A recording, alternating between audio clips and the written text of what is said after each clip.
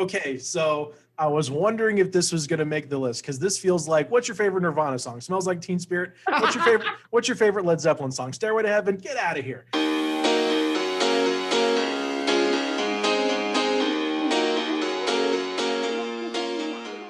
All right, here we go. We are rolling. It is time for another episode of Cash's Top 5, and I am so excited for today's show. I want to make sure I get this intro right because he's one of my favorite people ever. We just realized this November will be 10 years that we first met when I got to open for you doing stand-up here in Indianapolis. He has a special out on HBO, The Great Depresh, which is kind of a documentary film with some stand-up comedy that is amazing if you haven't seen it. Several specials. Gary Gulman, what's up, man? Hi, Ad. It's good to see you, my brother. I appreciate you taking the time to do this, man. Oh, no, it's my pleasure. I'm glad we finally were able to lock in a date. Things have been a little bit hectic here. I've been back to getting on stage at night, so and I'm working on a couple of other things. So it's not always easy to get everything done, which I'm not used to in the past year when it was trying to figure out how to fill the days. Right. Well, so it's a good busy. That's a good thing. Yeah, right? Yeah.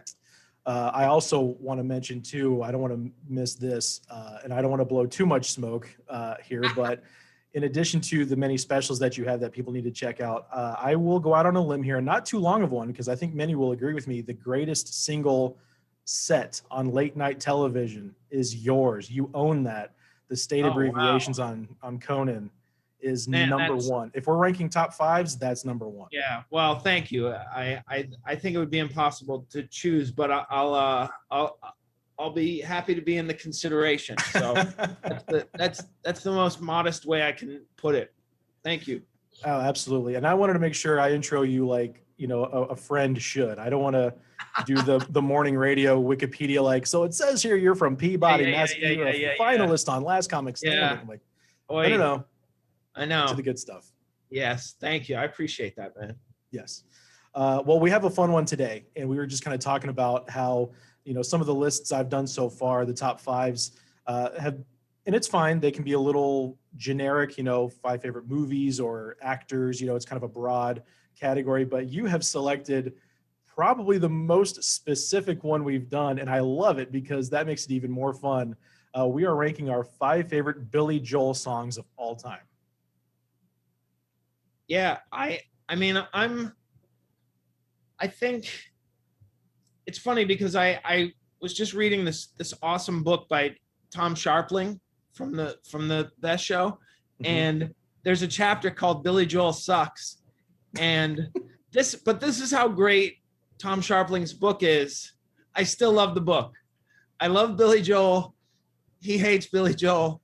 But that book was awesome. You should definitely read it. It's so entertaining, and I got the Audible, so I listened to him read it. It was awesome. But anyhow, I didn't think Billy Joel was going to be controversial when I started the Tom Sharpling book, but it turns out that there are a lot of people who are not Billy Joel fans, and also there are people who are bigger Billy Joel fans than they are any other musician, and I think I fall close to that. I think he's definitely in my top 5 musicians. But I think when we figured out a date, you and I was very hyped because I got to see Billy Joel last week at Fenway Park. Oh wow! Live, and it was awesome. He puts on a great show, and even though it rained the whole night, it was one of the best concerts I've ever seen. He just was, his band is great, and his presentation is awesome. As far as there's a lot of video and lighting, and it was just we had such a great time. And when you get there, you are like, yeah, this guy has a lot of hits, and then he just does 2 hours. And you leave there saying he didn't do literally 10 songs that were enormous hits. Right. And it's just extraordinary. There aren't many bands that are like that. And the interesting thing is his career as far as writing new stuff ended in 1993. So he's just doing the hits from maybe a 25-year period, if that, and it was extraordinary. I was blown away. That's so cool, man. Yeah, it shows how much content. That just shows how much he put out there in the 70s and Yeah. the 80s, how much there was to appreciate. And I Yeah. will admit that I am not nearly the Billy Joel fan that you are. That's not to say I don't like him, but I've never, I haven't seen him live in concert, although I would. He's probably one of the bucket list acts. Like, I'd love to see him. Yeah. But I wanted to make sure I revisited a lot of the older stuff that I didn't necessarily know, because I told you, I was like, I know the radio hits, the stuff I've heard my whole life. That's how I know Billy Joel. Yeah. But there were some deeper cut stuff, like, it just depends on the mood you're in. Like, if you're in the kind of mood where you just want to hear that chill piano, he's got a lot of that from the 70s. Like, if you listen to his greatest hits, it's just him with the piano. And then they start to add little band stuff, and there's a little more upbeat things. So if you're in that kind of a mood, it's like, this feels like a soundtrack kind of song. He's got a lot of great stuff. So this was admittedly pretty difficult. It was more difficult for me than I thought it was going to be. I can only imagine it was pretty tough for you to pare down a top 5 from having listened to him. We've both listened to him our whole lives, essentially. Yeah, it was hard, but I chose them based on meaningfulness within the story of my own life. So they're really personal, and I mean, that's the beautiful thing with music, is that it's a great timestamp. Yeah, absolutely. You hear a song, it takes you're back in your first car on a date listening to that song, because that's the first time you heard it. It made an imprint that was a special moment. So that's awesome. Well, dude, let's kick it off. Okay, we're doing our top 5 Billy Joel songs of all time. Gary, what do you have at number 5? Okay, number 5 is called "Summer in Highland Falls." Okay. And I first heard it when a friend of mine from college, we became really close our senior year of college. I went to Boston College, and he made me a mixtape, and this is how limited my social life was. Nobody had ever made me a mixtape before. Oh no. But he made me a mixtape of Billy Joel at the end of our senior year, and he came with me the other night to Fenway Park. So cool. He knew the catalog from beginning to end, and so he put on it, and it was one of the first couple, this song "Summer in Highland Falls," that I never heard before, and it's a live version off of the Songs in the Attic, which was a collection of live albums, songs that he released after he had kind of hit it big. So these songs were not all hits, but in every instance, they're the best version of the song I've ever heard. But "Summer in Highland Falls," and I didn't even realize it, I just knew that it resonated with me. But it's a song about depression and or mental illness, and that's something I struggled with my entire life. And the thing with Billy Joel that probably people knock a lot is that he's literal.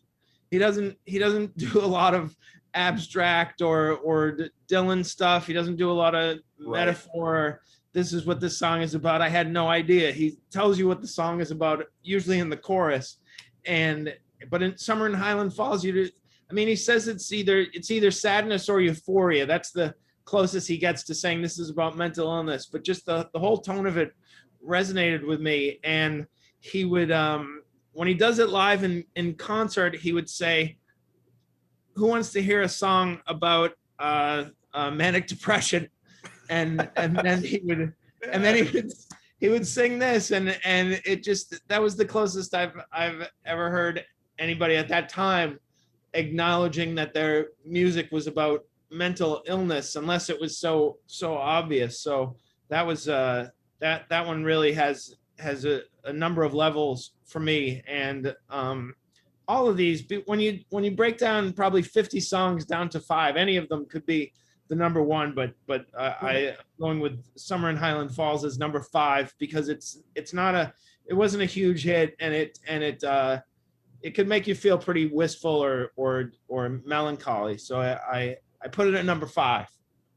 That's an impressive pick. You know, a song that, because like I mentioned earlier, mood songs, if you're in a more chill mode, if you're in a more upbeat mode, he's got songs for both. Well, hell, he's got one song can, no matter what mood you're in, can kind of, you know, take you either way.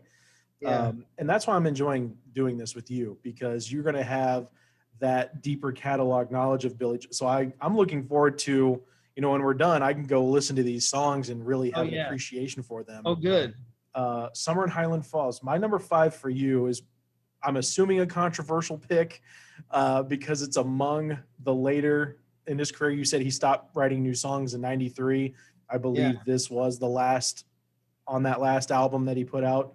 But for me, my number 5 is probably the number 1 song for somnambulism ever, if there ever was one, The River of Dreams. Oh, I love River of Dreams. Yes. Oh In the my middle gosh. of the night. Like, it's so catchy. Yeah. And, you know, when we're talking nostalgia with these songs, because a lot of that's what this is, you know, again, to a point in time from either childhood or adolescence or where you were in life as a young adult. I remember, you know, my aunt and great aunt babysat me and my sister and a few other kids in the community. And there was always VH1 on television, which was great. Not MTV, VH1. Right. So they played, you know, it was like the countdown of the top 10, whatever was top 40, like Goo Goo Dolls and Matchbox 20 and whatever. But they would do older stuff. And there was a show called Pop-Up Video. And there love that show. Amazing little factoids. Bloop, bloop, bloop, bloop. And there was a Billy Joel episode where they did all Billy Joel. Wow. And I remember this song, and my folks probably remember this song because I did not stop singing it when I first heard it for days. In the middle of the night. Like, I was just this little annoying kid that wouldn't shut up. But love it. River of Dreams, my number 5. Yeah, it's interesting. That was the first album of Billy Joel's I ever bought when it came out. I bought everything else years after they came out, and probably after I had already owned River of Dreams, just because of my financial situation was always such that albums just were not in my priorities, and I would tape a lot of things off the radio, and there was VH1 and MTV, so I didn't buy albums, but that was my first year out of college, and I bought that CD, and I had a Discman. I played it on a Discman, and I just I loved it. And he played it the other night at the concert, and it has a lot of bongos and drumming, and it has a great percussion section. And at one point, he broke into "The Lion Sleeps Tonight" within this song. Like, it was a really cool idea because they have a similar, I guess, beat, and so it was a natural transition, and that was really great. I'm glad you enjoyed that song because it's a classic, and it's one of his last, but it still holds up with the best of it. Yeah, man, right. That's good stuff. We have Summer in Highland Falls at number 5 to kick it off. What do you got at number 4? I have Piano Man. Okay, so I was wondering if this was going to make the list, because this feels like, what's your favorite Nirvana song? Smells Like Teen Spirit. What's your favorite Led Zeppelin song? Stairway to Heaven. Get out of here. So, okay, let's talk about Piano Man. Piano Man was a song that they played it a lot when I was in college at bars. Oh, sure. And at parties, and it still brings tears to my eyes every time I hear it, because there's a line that resonated me from the first time I really listened to it, because you've heard a lot of songs on the radio growing up, but I had never listened to Piano Man. But whenever I did finally listen to Piano Man, it was probably late in high school that I heard this line, and it really shook me, which was the bartender who said, I believe this is killing me. as a smile ran away from his face, I know that I could be a movie star if I could get out of this place. Yeah. And it didn't just subconsciously motivated me. It made me realize at a very young age that I did not want to pursue something or get stuck in something that I was going to look back later and have that mood. And also, I mean, the whole song, and again, it's so specific. They're sharing a drink they call loneliness. Yeah. It's a song about loneliness. And little on the nose. A lot of times I was hearing that song in bars. I was listening to it while I was working at bars, either as a comedian or as a bouncer or waiter. And it just really resonated that this was, it's actually a cautionary tale. Like, don't get stuck in this life. It's a very lonely life, and as close as you feel to these people, the regulars at the bar, they're not family, they're not friends, and they're not a guild. I'm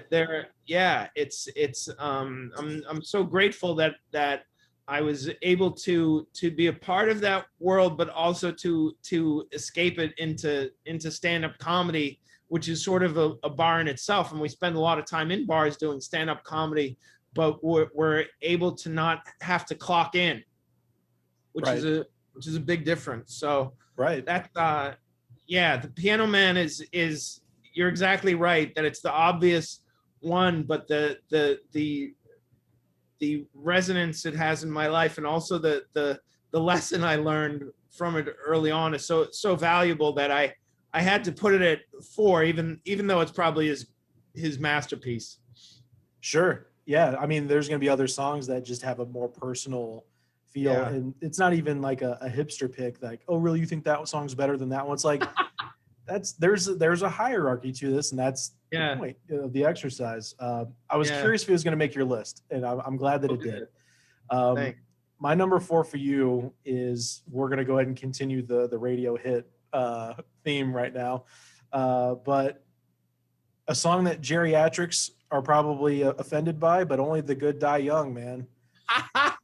It's the line. You had a line in Piano Man that really struck a chord with you. Again, on the nose, there's no real deep, symbolism here, but I'd rather laugh with the sinners than cry with the saints. And that is, being in school, growing up, getting in trouble. Like, I wasn't, a delinquent or a shoplifter or anything like that, but, talking when I wasn't supposed to. Maybe I was in the hallway a little too much during class. It's not what it's who it's the relationships you build. And it's the people you surround yourself with, and I mean, you kind of see that from your audiences that you've come to know over the years, but also the comedians that you've built friendships with. I'd rather laugh with the sinners than cry with the saints. I mean, I want to do what I want to do, and I want to have the people with me that kind of fit that. And it's just a catchy as hell song. Yeah. I mean, that line in particular always stands out to me, and it's probably been said in different ways, but I'm not sure ever as efficiently or as eloquently, and within a rhyme and a melody. It's, I mean, there's a snobbery, I'm sure, to poetry and music, where they would say, well, that's just garbage and it's too easy. And I understand that as a comedian. Are you saying, is Billy Joel blue collar poetry? I don't know, but it's somewhere between bad poetry and Dylan. It's there's a spectrum. It's in between bad poetry and Springsteen, and some of it. I mean, it's. I'm not the dumbest person in the world, and I don't get a lot of the things until it's spelled out for me or explained to me in metaphorical type situations, and it has to hit me on the head. So why can't the average intellect enjoy some insight and some lessons? I don't think there's anything wrong with that as as long as it's original. And I don't know that anybody ever said I'd rather laugh with the sinners than cry with the saints before Billy Joel said. And also, I mean, that had a great, it's just everybody is dated, well, not everybody, but a lot of people have dated people who are controlled by their mother. And I know I did in college, and it just it's a great FU to that type of relationship. Yeah, absolutely.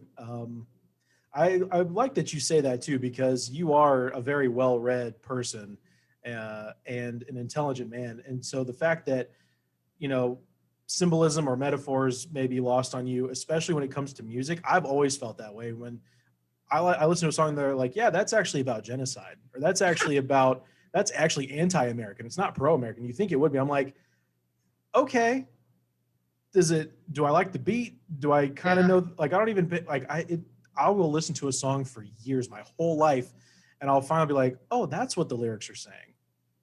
Like, it never really dawned on me before. Yeah. So I like the fact that a line will stand out to me, because normally it kind of just gets lost in the music. I'm all about the music. It has to make me feel. So for a line to cut through is really important, or, you know, it really raises its hand. That's why I noticed it. So I'm glad that you say that. That honestly makes me feel a little better about myself. I mean, there's room for both of that. So you mentioned Nirvana earlier. It's like you break down those lyrics. They don't mean a lot, but the feeling, the vibe, the tone, the scream, it all 100%. Comes together. It comes together, and it's a time period. It's an emotion. It's just, but sometimes I like to hear that you Catholic girls start much too late. I don't mind hearing that. So yeah. So now we're on to my number 3. Your number 3. What you got? All right. Good Night Saigon. Okay. This was one of the ones that was part of my research. Yes. Tell me about it. Okay. So Good Night Saigon is a song that I'd never heard. And my junior year of college, I took a class in the Vietnam War. And it was astonishing. It was really well done. The books we read were incredible. And the thing that used to happen when I was growing up was we would get to June in whatever history class we were taking, and the teacher would try to squeeze in from the end of World War II until the war in Grenada into one class. And so Vietnam would get short shrift. We made a mistake, we got out, and that was it. And when I was growing up, there were injured and traumatized Vietnam veterans returning to America, and it was heartbreaking, but I was too young to really understand the nature and causes. And so that class really clued me in. But of all the reading we did, and I read a half a dozen books in that class, and had lectures and studied, and it was my favorite class I think I took there, besides some creative writing classes. And the thing that really hit me the hardest was this 4-minute song that, while I was writing an essay, a term paper, my girlfriend, my college girlfriend, put me onto, played for me, wrote down some of the lyrics so that I could quote them in the term paper, and it sunk in, as well as all the pages I had read, and it was extraordinary. And there are many versions where he has Vietnam veterans singing along the chorus, and if you've ever seen it live, there's not everybody is weeping. It's really extraordinary. And it was a time when not a lot of people were specifically mentioning the Vietnam War, other than films that were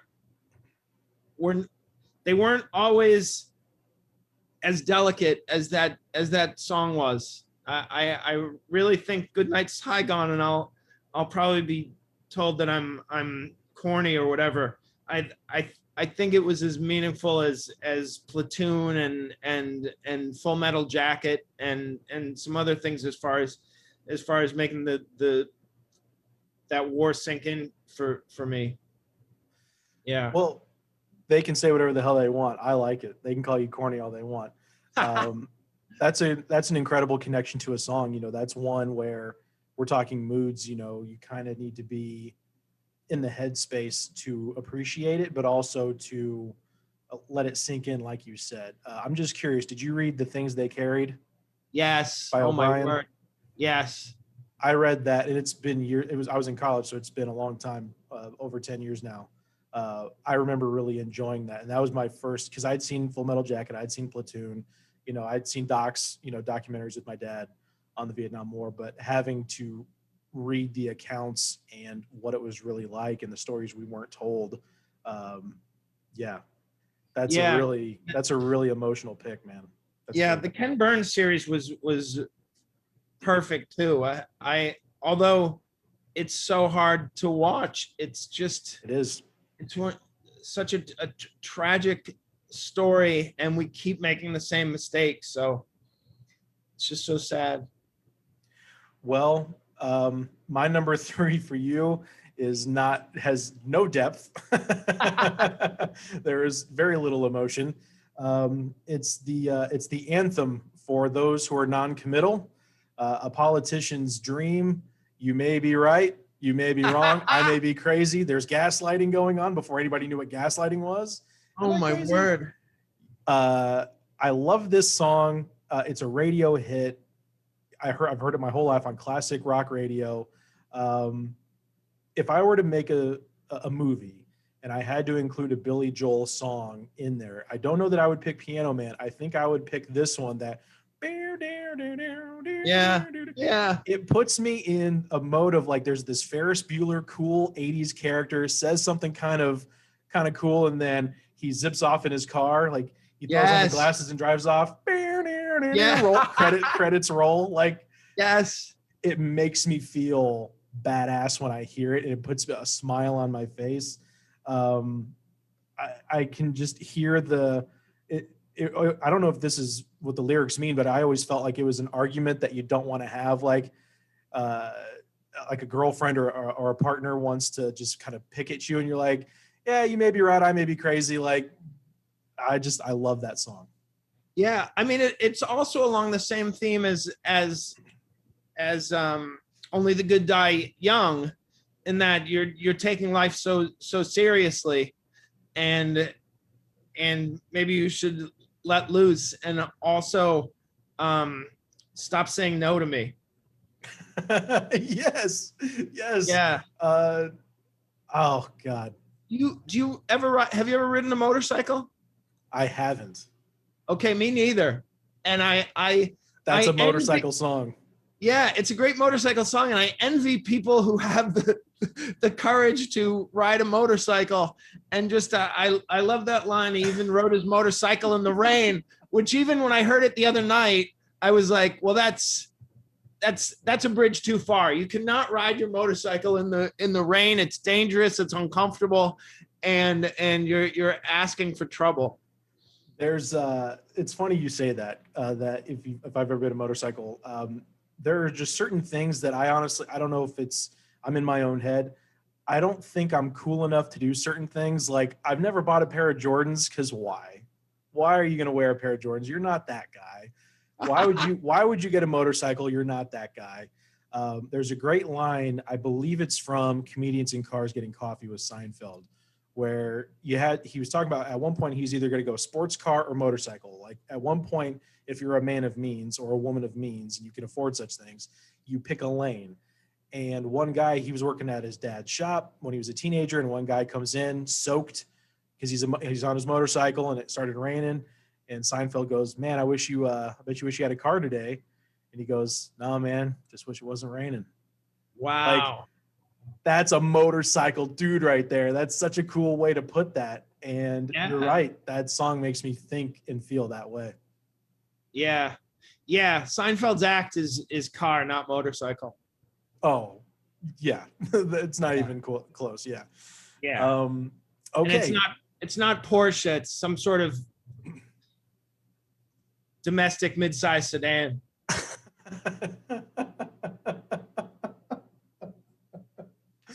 Okay. We've got Summer in Highland Falls. We've got Piano Man, Goodnight Saigon. We're getting towards the top here. And I want to point out it may happen now, but we haven't had any crossover, which is kind of fun. Yeah. I'm really surprised. Number but it 2. tells you how many hits he had. A lot of great songs to choose from. Again, we're Gary Gulman. We are ranking our 5 favorite Billy Joel songs of all time. Number 2, what do you got? All right. Now, I don't know that if, it was on a best of album, but there was a video for it, so you might be familiar with it. It's called You're Only Human. I want to say I remember the title, but I don't know that I know it. The chorus is Don't Forget Your Second Wind.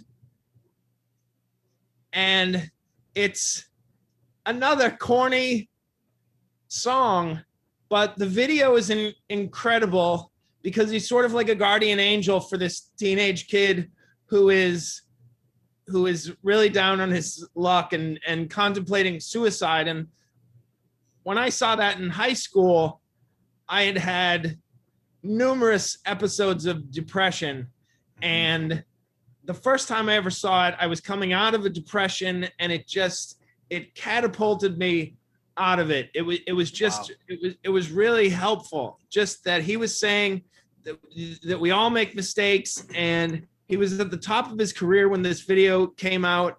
And also I either understood intuitively or had heard that he had troubles with depression and suicide, and that this was sort of a note to himself. And it really made me feel less alone. It raised my mood.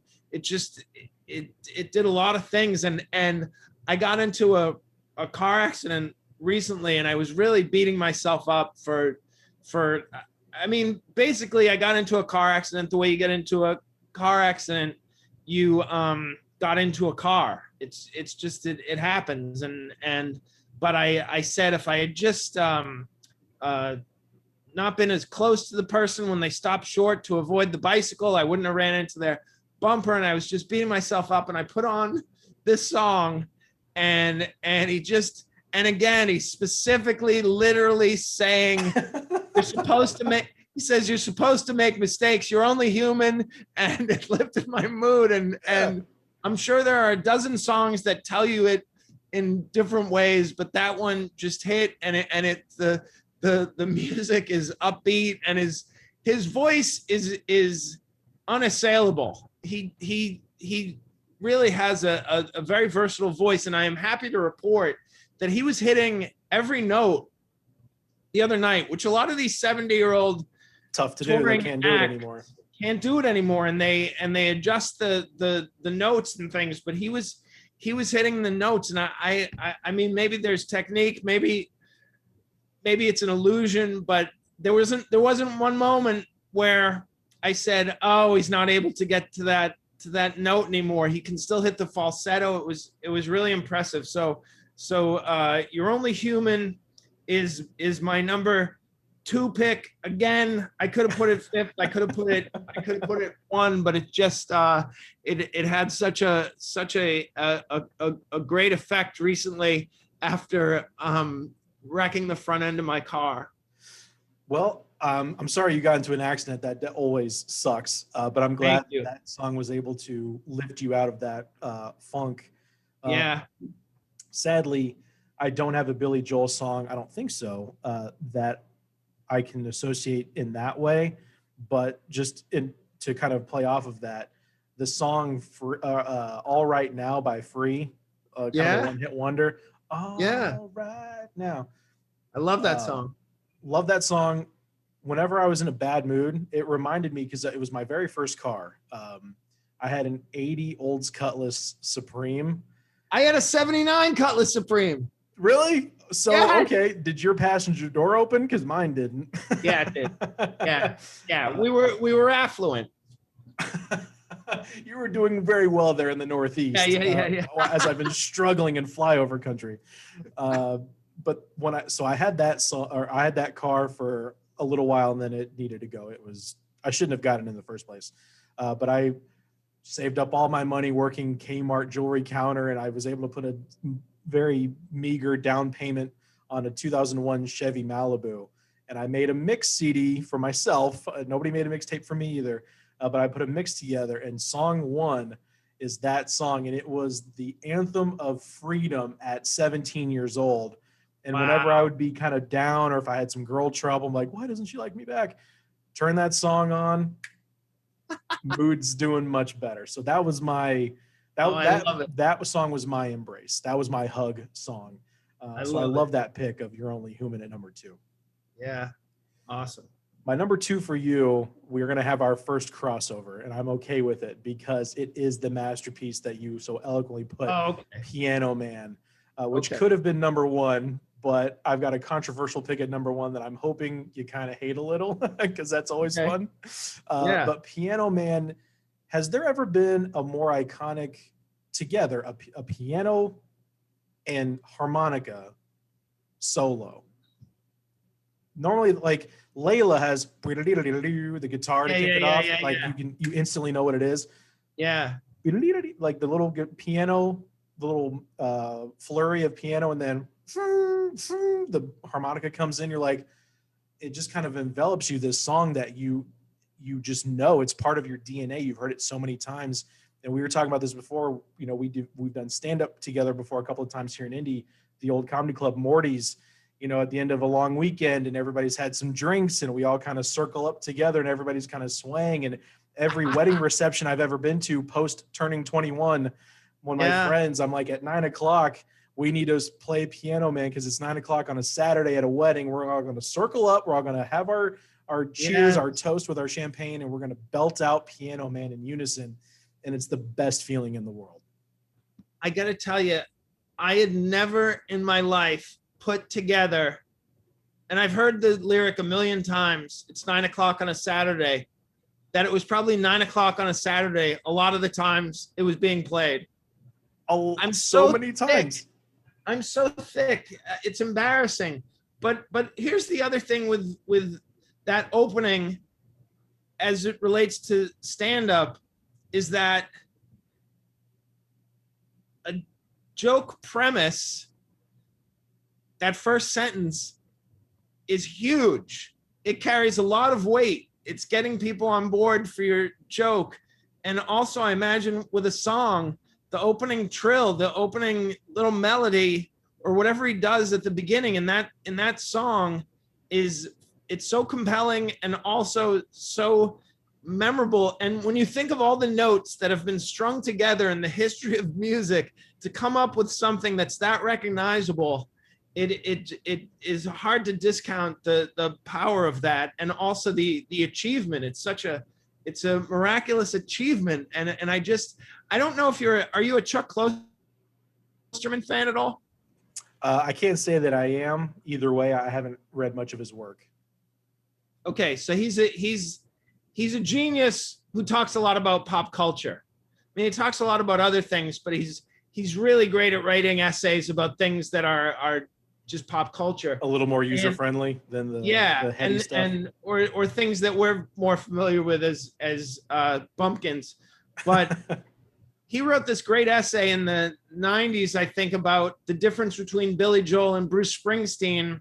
And it's hard to compare them now because Springsteen has put out so much stuff since 1990s, but right. and he's also much more of an activist than Billy Joel, and more of a folk singer in some ways as far as his beliefs and his activities. But he said the reason Springsteen was so much popular than Billy Joel was that Springsteen was cool and Billy Joel wasn't. And it's a really great essay. I don't know how well it holds up, but it was really well done, and he's a brilliant writer. So it's in a book called Sex, Drugs, and Cocoa Puffs, and it probably came out in the early 2000s or late 90s, but it's terrific. And so that's that. I mean, whenever I talk about Billy Joel, I always have to think that there are people who think he's corny or parents' music or everything like that, but it's hard to argue with his body of work and its endurance. Yeah, absolutely. I mean, when you talk about the music, you know, we kind of equate it to stand-up comedy. To have such a memorable opening musically, but then the word economy of it's 9 o'clock on a Saturday, regular crowd shuffles in. In just a few words, he has completely set the stage. You know exactly what he's talking about. That is pure genius. Yes, and he does the same thing in a I mean, it's an opus that didn't make my list, but would get an honorable mention. Scenes from an Italian Restaurant, which is like it's like 3 songs in one, and it's a beginning, a middle, and an end, and it's a terrific story. It's a tour de force, and it didn't. It's just so hard to choose. It didn't have the personal connection that these other songs had, so it's not as easy to talk about. But yeah, Piano Man is a story. It's I mean, it would be easy to make a really good short story just using the characters in that. It would make a compelling short story. And he says it's from a time in his life when he was just working as a the story of the song. He was just playing music at a bar in between albums or something to make some extra money and stay sharp. And it's really great. Yeah. It is, man. All right. We're here. We're at the summit. We're at the peak. Summer in Highland Falls at number 5, Piano Man at number 4, Goodnight Saigon at 3, You're Only Human is number 2. Gary Gulman, your favorite Billy Joel song of all time. What do we have at number 1?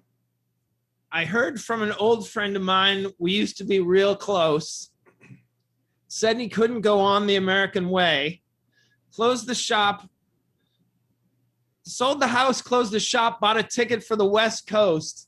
Now he gives them a stand-up routine in LA.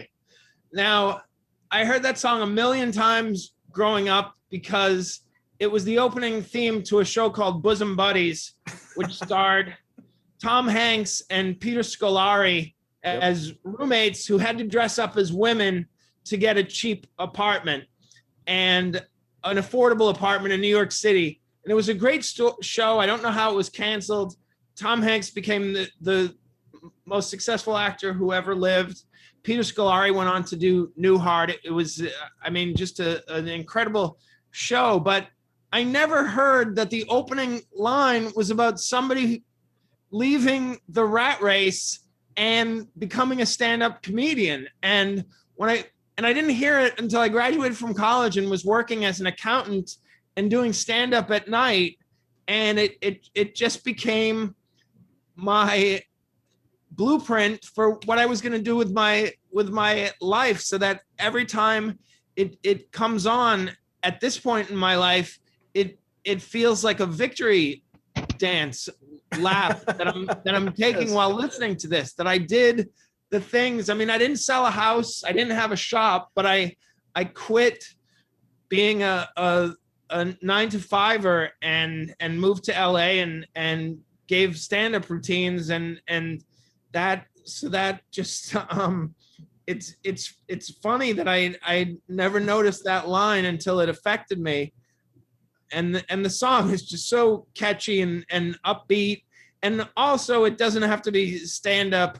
It also goes into just being told how to go about your life and who to be with and who to love and all this. I mean, it can mean. That's the great thing with music and any great piece of art is that it can make you think of a lot of different things, and it can feel as if it was written especially for you, and it clearly wasn't. So I mean that song again is probably in the five most recognizable Billy Joel songs, but it's one verse is the story of my life, so it makes me very happy. That's amazing. I mean, so many of our picks can be reduced to, oh, I've heard that song a million times on the radio, I hate it now. Whereas it's kind of like stand up. When people say, if you have an audience member or whatever, I'm sure like, I think that all the time, and you said it in a way that I've thought, but I didn't know how to put it or whatever. Yeah. The stand up thinks the thought, and instead of it just floating out the other ear, we hold on to it and we observe and we, really break things down. Well, we're doing that with these songs as well. You've heard My Life 1,000 billion times in your life. Classic rock radio, or just in a commercial or in a movie or whatever, a TV theme song of all places.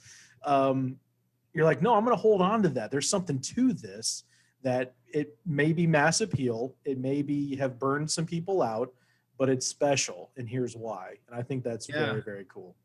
Cool, man. Man, we had one crossover, and it was Piano great. Man, which was definitely of course. Expected. It would be a sin not to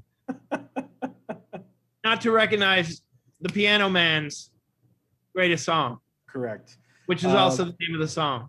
Yes. My top 5 so far, excuse me, The River of Dreams. At number 5, we had Only the Good Die Young, You May Be Right. Piano Man at number 2. My number 1 for you is also kind of connected to pop culture. It's not a TV theme song, but it's from a Disney movie. It's Dickensian. Am I saying that right? Charles Dickens, Oliver and Company, based on Oliver Twist. Billy Joel played the dog, and he has a song called Should I Worry, or Why Should I Worry? No way. Yes. And it's he's got a dog with glasses on, and this came out in 88. I was born in 88, so this was my childhood. The late 80s, early 90s Disney was just on a loop, as a kid. Right. Little Mermaid and Aladdin and all those big, the Beauty and the Beast were all huge. Oliver and Company was a little more of a deeper cut, but Billy Joel was the song. 1 minute. Why should I worry? Why should I care? I may not have a dime, but I got street savoir faire. He is teaching children conversational French in a song in a Disney movie. And it's so catchy, and it was so much fun. I couldn't not pick it because I have so many happy memories attached to singing along with this cartoon dog. Oh my word, I love that. And I don't know, I must have heard it, but I wouldn't know until I listened to it. So I'm so excited. I'm going to listen to that as soon as we wrap. But that is awesome. And also so you were born in 88. My niece was born in 1990, and she was really into We Didn't Start the Fire by Billy honorable Joel. mention, by the way. That's a great one. Yeah. But yeah, young people, what I'm saying is that he spans generations, and there were a lot of young people. There were little kids on their parents' shoulders at the concert, which is just it's really impressive and heartening, and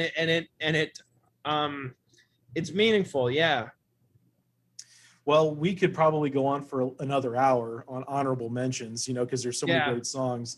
I only will have one. Did you have one that just didn't quite make the cut, but you were really close to including it? Yeah. A song called Keeping the Faith. Yeah. Which has kind of a doo-wop song, and it's about reminiscing, it's about nostalgia, but it has this great line where he says the good old days weren't always good, and tomorrow's not as bad as it seems, which is just a great philosophy, and also reminds me of this thing that my friend who put me on to Billy Joel when we were in our 20s, he said to me, when I would talk about missing college, our first year out, he would say, just think about all the parties you were at. Nobody was talking to you. There were parties that we had a great time. Yes. But there were plenty of them where nobody was talking to us and we were lonely. So just think about those whenever you miss college and realize you never have to go back there again. But I also, Captain Jack was another one that I Yep. passed on, but there are just, I mean, we spent most of the ride home just thinking about all the songs that he wasn't able to fit into a 2-hour show at Fenway Park.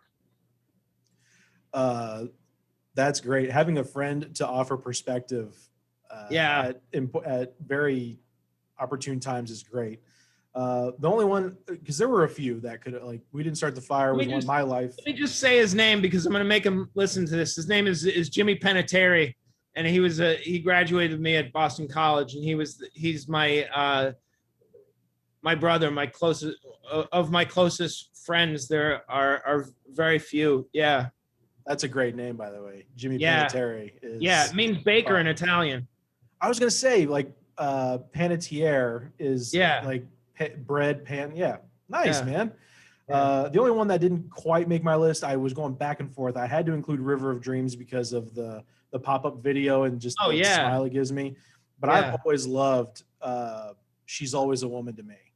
Oh, it's a beautiful song. Simplicity, piano. There's a little melancholy to it. There's a little bit of longing, like, do you have her? Did you lose her? Like, there's, lots of different women in your life that you can put that song to, and it's one of those mood songs. So I'm not always in that headspace to enjoy it and appreciate it, but I did want to mention that I do love that song. Yeah, he sang that the other night while a man proposed to his wife at the concert. Oh my God, that's what we're talking about. That it's a little corny, it's a little whatever, but it's great. I love that. Yeah. Oh, that's so good. Amazing. Dude, Gary, thank you so much again for taking the time to do this. Our favorite Billy Joel songs of all time. It was a pleasure. We'll do it again with something else very, very specific. Well, I had an idea. If you didn't have a suggestion for me, I was going to offer up, we could do our top 5 favorite words of all time, which might be impossible for us. And I know for you, because you're such a great linguist. Gary, where can people find you? I know you're going back out on tour. You're up in New York. Hopefully you're going to be going around. Tour. It's GaryGulman.com has all my tour dates and everything. And I'm on Twitter at Gary Gulman and Instagram at Gary Gulman. But I look forward to working with you again and seeing you again. And I appreciate you keeping in touch these years, man. I appreciate it. Absolutely, man. We'll talk to you soon, and you have a good day, bud. Okay. All right. Have a great day, brother.